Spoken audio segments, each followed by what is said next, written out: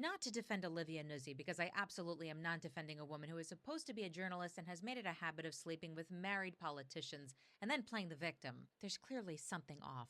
She's now been fired yet again over this RFK Jr. affair scandal, this time by Vanity Fair. Why is it that the married men in these stories never face the same consequences? Olivia's no saint. Her book sucked, and the one interview she did where she was very gently pressed about why she didn't speak up more about RFK Jr. ended with her dodging the question, turning up the baby voice and the fake waterworks. I was afraid. And she has been comparing her ex releasing this information to our former partner sharing intimate photos that the two of you took together. That is not the same thing. That is a crime. But narcissists always perceive the expectation of accountability as an attack. The same day it was announced Vanity Fair dropped Olivia Nuzzi, RFK Jr.'s goons did away with the recommended preventive Hep B care for newborns. This is why I keep harping on this story. Could Olivia Nuzzi and Ryan Lizza have single-handedly saved us from Robert Kennedy Jr.? No.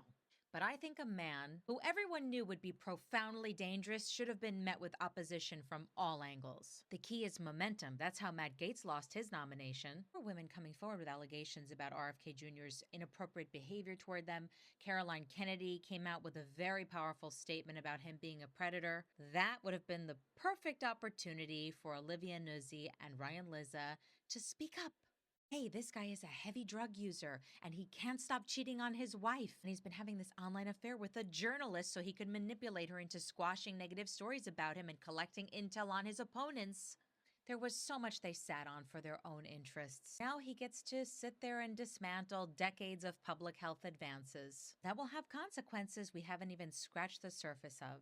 Already, measles is spreading and pertussis is making the rounds. It will never stop bothering me that RFK Jr., an unqualified psychopath, gets to fuck over the country the way he fucked over every woman who had the misfortune of being seduced by him. And the only people who ever seem to pay the price are the women. They end up losing everything after being used and discarded by him, and he walks off into Trump's cabinet.